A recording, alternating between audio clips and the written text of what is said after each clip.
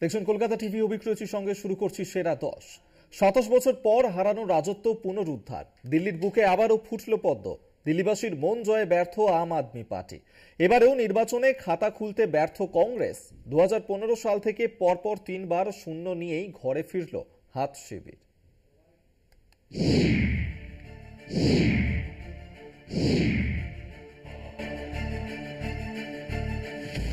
Exit pole যা ইঙ্গিত করেছিল তা সত্যি করেই দিল্লির কুর্সি দখল বিজেপির।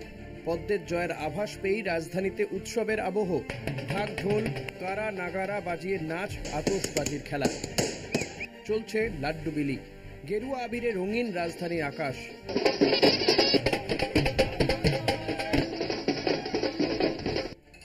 বিজেপির জয়ের পরেই এক্স হ্যান্ডেলে পোস্ট প্রধানমন্ত্রী নরেন্দ্র মোদীর। সামাজিক মাধ্যমে নমো লেখেন, উন্নয়নের জয়, সুশাসনের জয়।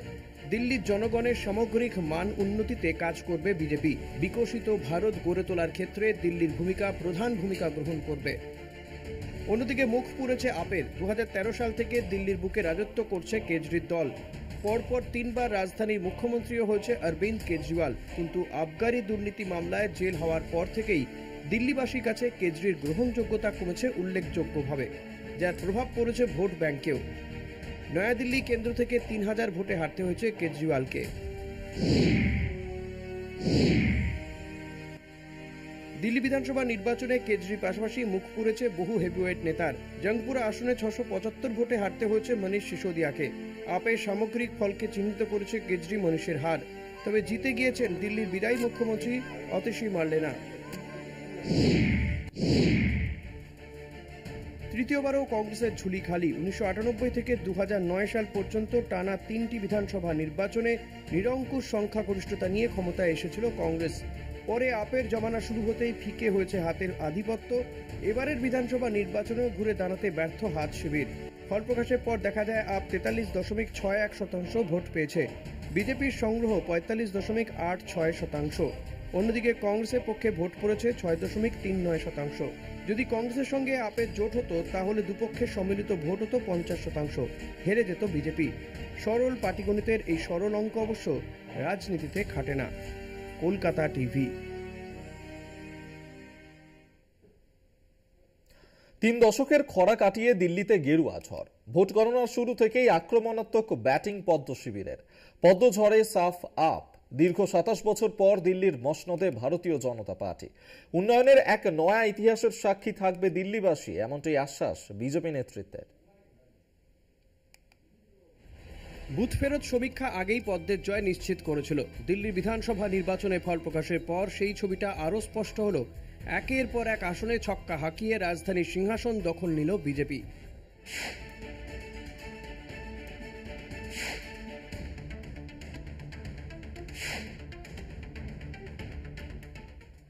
দীর্ঘ 27 বছর পর দিল্লিতে ফিরল পদ্মের সুদিন। সুষমা স্বরাজের রাজত্বের পর রাজধানীতে ধীরে ধীরে ফিকে হচ্ছিল গেরুয়া রং। প্রথমে কংগ্রেস, তারপর আপ। দীর্ঘ 27 বছর প্রথমে হাত এবং পরে ঝাঁটার শাসনের পর রাজধানীর বুকে ফুটল পদ্মফুল। জয় ছিনিয়ে নিতে প্রথমে দিল্লিবাসী আস্থা জেতার টার্গেট নিয়েছিল বিজেপি। সেই মতোই তৈরি হয়েছিল দলের স্ট্র্যাটেজি। দিল্লিতে নতুন করে বিজেপির উত্থানের নেপথ্যে কি কারণ? দিল্লিতে ডাবল ইঞ্জিন সরকার গড়তে কি স্ট্র্যাটেজি নিয়েছিল গেরুয়া দল? কি বলছে রাজনৈতিক মহল? বিজেপির নজরে মধ্যবিত্তদের উন্নয়ন। আপের বিরুদ্ধে মধ্যবিত্তদের প্রতি উদাসীনতার অভিযোগ বরাবরই সামনে এসেছে। মধ্যবিত্তদের অভিযোগ, কেজরির দল শুধুমাত্র দরিদ্রদের জন্যই কাজ করেছে। এই ইস্যুটিকেই হাতিয়ার করে বিজেপি। নির্বাচনী প্রচারে মধ্যবিত্তদের উন্নয়নের আশ্বাস দেয় গেরুয়া শিবির। ইন্ডিয়া কনজিউমার ইকোনমির সমীক্ষা অনুযায়ী দিল্লির জনসংখ্যার 67.16% মধ্যবিত্তদের আওতায় পড়ে। এই পুরো অংশটিকেই বিজেপি আকৃষ্ট করতে সক্ষম হয়েছে বলে মত রাজনৈতিক মহলের।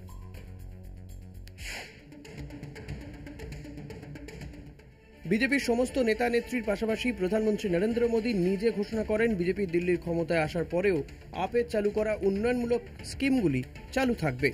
স্বাভাবিকভাবেই তাতে উপকৃত হবে নিম্নবিত্ত থেকে মধ্যবিত্তরাও। আপের শাসনকালে রাজধানীর রাস্তা ও নিকাশি ব্যবস্থার বেহাল দশা। উপচে পড়া ড্রেন, রাস্তায় গর্ত এবং আবর্জনা রাজধানীর ভোটারদের ক্ষুব্ধ করেছিল। সেই সুযোগটাই নেয় বিজেপি, যা গেরুয়া জয়ের জন্য আশীর্বাদ হয়ে দাঁড়িয়েছে। গত কয়েক বছর ধরে লেফটেন্যান্ট গভর্নরের সঙ্গে দিল্লির প্রশাসনের বিরোধ স্পষ্ট হয়েছে। আপের বক্তব্য ছিল দিল্লির লেফটেন্যান্ট গভর্নর বিজেপির এজেন্ট হিসেবে কাজ করছে। আপের সেই প্রচারকে কাজে লাগিয়ে জয় রাস্তা মসৃণ করে বিজেপি। বিধানসভা ভোটের প্রার্থী তালিকা প্রকাশ করার সময় থেকেই আপ নেতৃত্ব টের পায় প্রতিষ্ঠান বিরোধিতার ধাক্কা। ফলে বারংবার বেশ কিছু প্রার্থী বদল করতে হয়। তাতে স্পষ্ট হয়েছে দিল্লির জনমানসে আপের গ্রহণযোগ্যতা ফিকে হচ্ছে, যার ফলস্বরূপ দিল্লিতে উঠল গেরুয়া ঝড়, মুখ পুড়ল আম আদমি পার্টি। কলকাতা টিভি। সেরা দশা এখন সময় একটা ছোট্ট বিরতির পর ফিরছি, সঙ্গে থাকুন। দুর্নীতিতে উত্থান, দুর্নীতিতেই পতন। অরবিন্দ কেজরিওয়ালের দিল্লির ক্ষমতা দখল থেকে ক্ষমতাচ্যুতর সময়সীমা নিয়ে চিত্রনাট্য লেখা হলে হয়তো এই শিরোনামই যথার্থ হবে। আন্না হাজারের অনশন মঞ্চ থেকে দুর্নীতি বিরোধী নেতা হিসেবে উঠে এলে সেই দুর্নীতির কারণেই কেজরির দলকে প্রত্যাখ্যান করল দিল্লির মানুষ। সালটা 2011। কেন্দ্র সরকারের 2G spectrum scandal, Commonwealth games স্ক্যামের মতো দুর্নীতির ঘটনাগুলি জনসমক্ষে আসার পর পুরো ভারত জুড়ে প্রতিবাদ আন্দোলন শুরু হয়। জনগণের দৃষ্টি আকর্ষণ করতে দুর্নীতির প্রতিবাদে দিল্লির যন্তর মন্তরে আমরণ অনশন শুরু করেন আন্না হাজারে। আইআইটি খড়গপুর ফেরত অরবিন্দ কেজরিওয়াল যোগ দেন আন্না হাজারের দুর্নীতি বিরোধী আন্দোলনে। আন্নার সঙ্গে কেজরির যুগলবন্দিতে পরিচালিত দুর্নীতি বিরোধী আন্দোলনে তখন কাঁপছে ইউপিএ সরকার। এর পরের ইতিহাস কারও অজানা নয়। রাজধানীতে স্বচ্ছ দুর্নীতিমুক্ত সরকার গড়তে রাজনীতির আঙিনায় পা রাখেন কেজরি। রাজনীতিতে উচ্চ শিক্ষিত, স্বচ্ছ ভাবমূর্তির নেতার প্রয়োজনীয়তা পূরণ করেছিলেন কেজরিওয়াল। দুর্নীতির বিরুদ্ধে লড়াই করে রাজধানী দিল্লির কুর্সিতে বসেন কেজরি। আম আদমি পার্টির ঝুলি ভরিয়ে দিয়েছিলেন দিল্লির জনগণ। কিন্তু 2025 সালের সেই দিল্লির জনগণের কাছ থেকেই আস্থা খোয়ালেন কেজরিওয়াল। আবগারি মামলা থেকে শেষমহল বিতর্ক সহ একাধিক দুর্নীতিতেই কেজরিওয়ালকে প্রত্যাখ্যান করলেন দিল্লির মানুষ। নিজের আসন নয়া দিল্লিতেই পরাজিত হলেন তিনি। পরামর্শে ভুলে গিয়ে শুধু টাকার পিছনে দৌড়াচ্ছে, তাই এই পতন। ভাবশিষ্য কেজরিকে আক্রমণ আন্না হাজারের।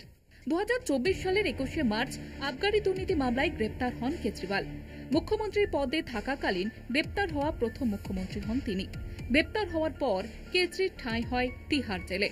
দুর্নীতির দায়ে জেলে যেতে হয় মনীষ সিসোদিয়া থেকে সঞ্জয় সিং এর মতো দলের নেতাদের। আবগারি দুর্নীতি মামলায় জামিন পাওয়ার পর মুখ্যমন্ত্রীর দায়িত্ব থেকে ইস্তফা দেন তিনি। ঘোষণা করেন মানুষ চাইলে ফের ক্ষমতায় ফিরবেন, অন্যথায় মুখ্যমন্ত্রী চেয়ারে বসবেন না। কিন্তু ক্ষতি যা হওয়ার ততদিনে হয়ে গিয়েছিল। গ্রেপ্তারি নিয়ে রাজনৈতিক প্রতিহিংসার তত্ত্ব খাড়া করলেও জয় নিয়ে আত্মবিশ্বাস রেখেও কেজরিওয়ালকে হ্যাট্রিক করতে দিলেন না দিল্লিবাসী। যে দুর্নীতির সমস্যা কেজরিকে বসিয়েছিল মসনদে, সেই দুর্নীতি তাকে ছুঁড়ে ফেলে দিল। কলকাতা টিভি।